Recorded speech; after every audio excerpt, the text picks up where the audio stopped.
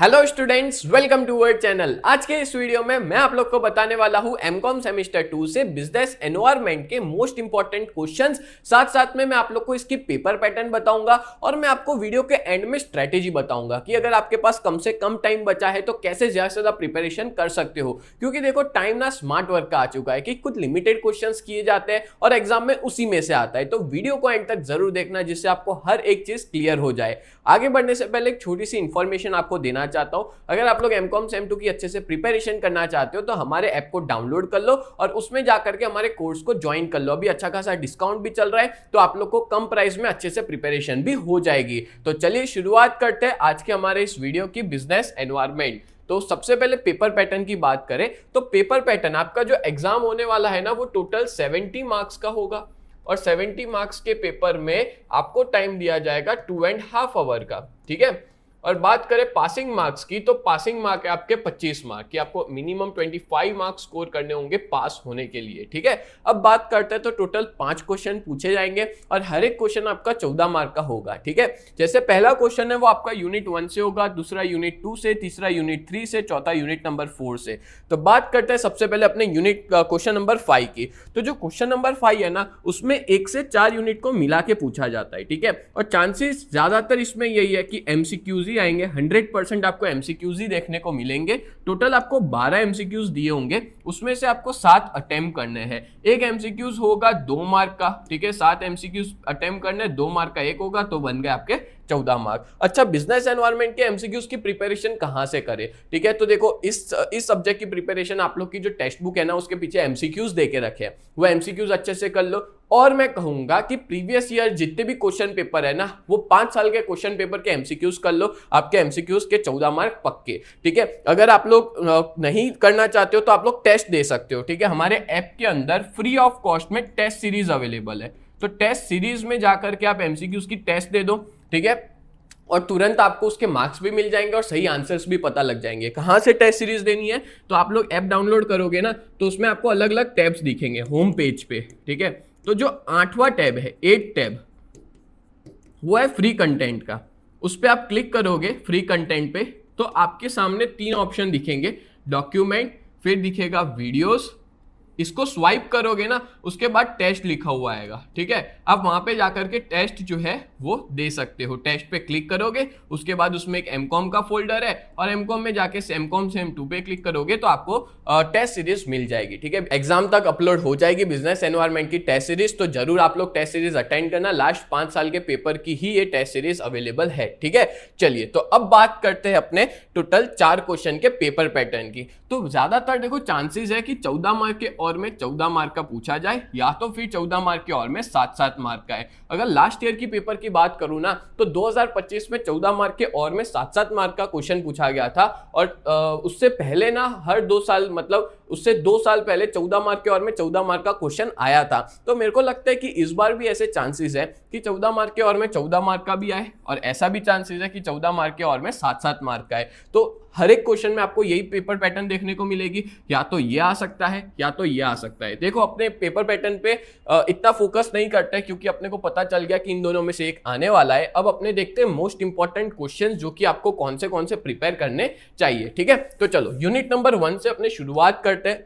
तो यहाँ पे मैंने कुछ लिमिटेड क्वेश्चंस देके रखे हैं। टोटल 6 क्वेश्चंस दिए हुए हैं। बिजनेस एनवायरनमेंट, मीनिंग, कैरेक्टरिस्टिक्स और types, techniques for environmental analysis, stages और process of environmental analysis, technique for environmental forecasting, importance of business environment analysis और limitation of environment analysis and forecasting. ये 6 question आप अगर कर लेते हो तो आपका ये पूरा यूनिट क्लियर हो जाएगा। ठीक है, और इसमें से आने के चांसेस बहुत ज्यादा है। और वीडियो को एंड तक जरूर देखना, जिससे आपको एंड में मैं स्ट्रेटेजी बताऊंगा कि कैसे कम से कम टाइम में ज्यादा से ज्यादा प्रिपरेशन कर सकते हैं। अगर वीडियो एक दिन पहले भी देख रहे हो ना, तो आप लोग अपने बिजनेस एनवायरनमेंट की प्रिपरेशन बहुत अच्छे से कर सकते हो। एक दिन पढ़ के भी आप आसानी से पास हो सकते हो, ये मैं गारंटी देता हूं। ठीक है, प्रॉपर अगर पढ़ रहे हो, लेके बैठ रहे हो मोबाइल को साइड में रख के, तो डेफिनेटली आप लोग ये एक दिन में पूरा सब्जेक्ट निपटा सकते हो। ठीक है, पर स्ट्रेटेजिकली पढ़ना है। तो पहले ये 6 क्वेश्चंस कर लेना, फिर कुछ आगे करना। ठीक है, पहले यूनिट नंबर 1 मैंने आपको बता दिया। अब देखते हैं यूनिट नंबर 2 में कौन से इंपॉर्टेंट क्वेश्चन है।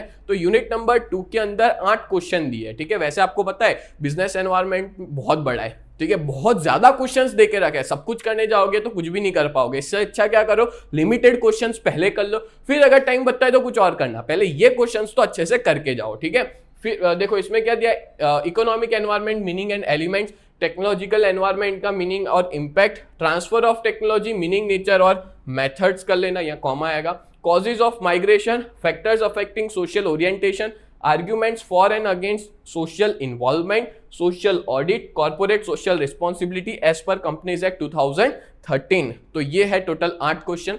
अगर ये 8 कर लेते हो डेफिनेटली आपका यूनिट नंबर 2 जो है वो क्लियर हो जाएगा, ठीक है। चलो आगे बढ़ते अपने नेक्स्ट यूनिट नंबर 3 पे। आपका यूनिट नंबर 3 है इंडियन कंपनी लॉ। ये कंपनी लॉ वाला टॉपिक है, ठीक है। आपको कंपनी लॉ के बारे में पता है, अगर आप सीए वगैरह कर रहे हो, ठीक है, तो आपके लिए ये बहुत इजी हो जाएगा, ठीक है। ये सब आपने पहले पढ़ा हुआ होगा, इवन बीकॉम में भी बहुत सी बार आ चुका है, तो आपको ईजी लगेगा। देन बात करें तो पहला क्वेश्चन है classification of companies according to companies law 2013, industrial relation meaning and objective scope, industrial dispute meaning forms और causes, preventive steps to solve industrial dispute, फिर है process of quality circle, success and failure of quality circle. अच्छा, quality circle वाला जो question है ना, वो अच्छे से करके जाना, ये मोस्ट इंपॉर्टेंट है। इसमें और भी है, इसके एडवांटेजेस लिमिटेशंस भी कर सकते हो, वो भी एग्जाम में आ सकते हैं, ठीक है। इन शॉर्ट मैं कहूंगा कि क्वालिटी सर्कल वाला टॉपिक आएगा ही आएगा, फिक्स है, आने ही वाला है, ठीक है। तो ये क्वेश्चन आपको अच्छे से करके जाना है। फिर आगे बात करें यूनिट नंबर 4,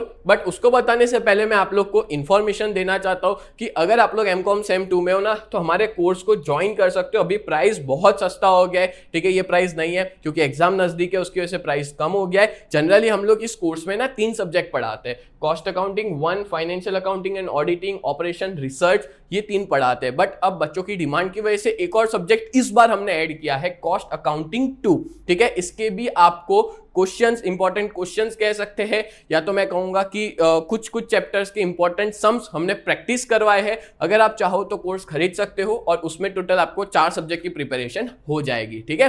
तो ये मैंने आपको कोर्स के बारे में बता दिया। अगर आप ज्यादा डिटेल पता लगाना चाहते हो तो हमें कॉन्टेक्ट कर सकते हो इस नंबर पे 7202012221 पे, और हमारी वेबसाइट भी विजिट कर सकते हो। वेबसाइट है www.ugt.co.in, ये हमारी वेबसाइट है, ठीक है।